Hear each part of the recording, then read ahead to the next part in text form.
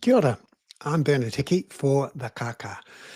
This is a podcast and video and email I put out via a Substack called The Kaka, all about Aotearoa's political economy around housing, climate, and poverty.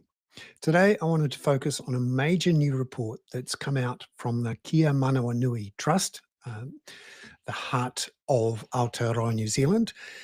It's a major report they've commissioned by University of Otago public health researchers into uh, the healthcare of people who have heart attacks and heart disease.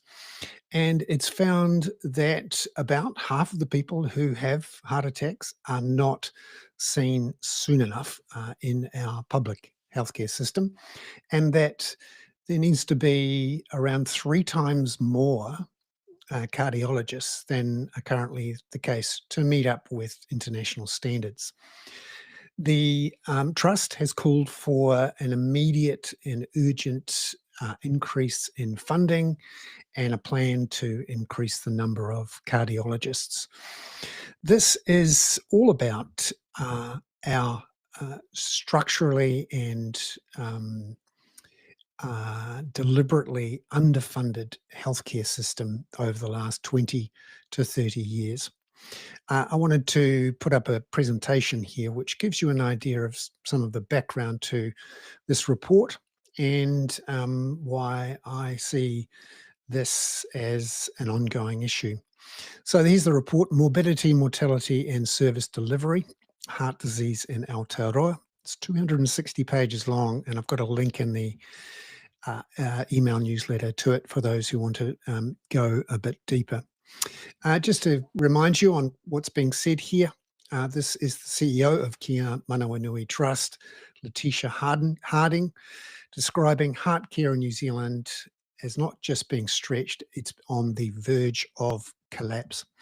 Also included in the report are comments from the Trust's medical director and a cardiologist in Wellington, Dr. Sarah Fairley. She describes the report as reflecting what she's seeing inside the system. Quote, a workforce stretched beyond safe limits, patients slipping through the cracks, and no end in sight. Just to give you an idea of the details from this, half of those people suffering heart attacks aren't seen within the necessary timeframes. And that's about 60 minutes after presenting with a heart attack. So 50.2% get the required treatment, the other half doesn't. New Zealand has only a third of its necessary cardiologists, the report finds, and heart disease costs the economy around $13.8 billion. The other finding is that Māori and Pacific people die of heart disease about a decade earlier on average than other New Zealanders. Now, here's the guts of it. Why has there been structural underfunding in health and in education and in housing and in public transport infrastructure? It's because of what I call the 30-30 rule. This is a practice operated by Treasury and adopted by both major parties since the early 1990s.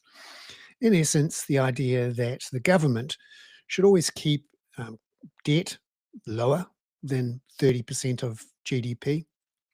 And over the years, it has increased again from being basically nothing in 2008 to around about 35-40% on a particular measure, which doesn't include New Zealand Superannuation Fund assets or ACC assets. And Treasury believes that you need to keep debt below or around somewhere between 20 and 40% of GDP, around 30% of GDP, to give you room for what they call a rainy day. I would have thought now is a rainy day, but that's Treasury's view. The other view it has is that it needs to keep the size of government below or not above 30% of GDP. And to give you an idea of where it is at the moment, the dotted line there are expenses, and the hard line there is revenue. You can see there, this is what happens when you cut government revenue from income taxes. And you can see there that even though it's increased over time, it's still not large enough to run surpluses.